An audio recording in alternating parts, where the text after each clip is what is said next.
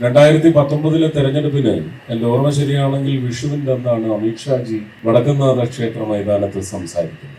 ഞാൻ ആ വേദിയിലുണ്ടായിരുന്നു. അമിത്ഷാജിക്ക് അവിടുന്ന് ഒരുപാട് പ്രചരണ യോഗങ്ങളിൽ പോകാനുണ്ടായിരുന്നത് കൊണ്ട് ലോക്സഭാ തെരഞ്ഞെടുപ്പായിരുന്നു. ഞാൻ സ്ഥാനാർത്ഥിയായിരുന്നു 2019. അന്ന് അദ്ദേഹം പ്രസംഗിച്ചു. ഒരു 30-35 മിനിറ്റ് പ്രസംഗിച്ചതിന് ശേഷം എല്ലാവരെയും ആ പ്രസംഗത്തിന്റെ സ്റ്റാൻഡിൽ നിന്നുകൊണ്ട് തന്നെ കൈ കാണിച്ചിട്ട് ധൃതിയിൽ പോയിട്ട് അദ്ദേഹം തിരിച്ചൊന്ന് വന്നിട്ടൊന്ന് കെട്ടിപ്പിടിച്ചിട്ട് പറഞ്ഞു, ജീത് കെ ആവോ, ജീത് കെ ആന മാറോ, ഖതം കറോ പിന്നെ എന്ന് പറഞ്ഞിടത്ത് എനിക്ക് ആ മോദിജിയും അമിത്ഷാജിയും ഒക്കെ കെട്ടിപ്പിടിക്കുമ്പോൾ ഒരു ആത്മാർത്ഥതയാണ് ആണോ, ഒരു ശക്തിയോ, ഒരു എന്താണ്, ഒരു പിടുത്തമാണ്, കെട്ടിപ്പിടുത്തമാണ്, ചേർത്ത് പിടിക്കലാണ്. ആ ഒരു എനർജിയിൽ നിന്ന് അദ്ദേഹം പോയി.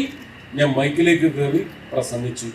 അവിടെയാണ് ഞാൻ പറഞ്ഞത്, ഈ തൃശ്ശൂർ എനിക്ക് വേണം, ഈ തൃശ്ശൂർ നിങ്ങൾ എനിക്ക് തരണം, ഈ തൃശ്ശൂർ ഞാൻ ഇങ്ങെടുക്കുക. അതൊരു ദിവ്യ മുഹൂർത്തമായിരുന്നു എന്നാണ് ഞാൻ വിചാരിക്കുന്നത്. കാരണം ഏറ്റവും ഡിഫിക്കൽട്ടായിട്ടുള്ള കണ്ണൂർ, കാസർഗോഡൊക്കെ ബിറ്റ്വീൻ ദ കപ്പന്തല് ആ ഒരു വ്യത്യാസത്തിൽ നിൽക്കുന്നതാണ്. തിരുവനന്തപുരം എപ്പോഴോ നമ്മൾ അവിടെ ആധിപത്യം സ്ഥാപിച്ച് കഴിഞ്ഞിരിക്കുന്നു. കണ്ണൂർ, മലപ്പുറം, തൃശ്ശൂർ ഒരേ പൊളിറ്റിക്കൽ ടിമ്പറാണ്. അസാധ്യം, നടക്കില്ല എന്ന് നമ്മൾ എത്രയൊക്കെ പ്രയത്നിച്ചാലും ആ പ്രയത്നത്തിന്റെ ഊർജം കെടുത്താതിരിക്കാൻ നമ്മൾ സൂക്ഷിച്ച് ഇല്ല നടക്കും എന്ന് ഇല്ല, അങ്ങനെയും പറ്റില്ല. അത്രയും ദൃഢതയുള്ള തൃശ്ശൂര് നമുക്ക് അങ്ങ് എടുക്കാൻ സാധിച്ചെങ്കിൽ കൊച്ചിയൊന്നും ഒട്ടുമേ ദൂരത്താണ്.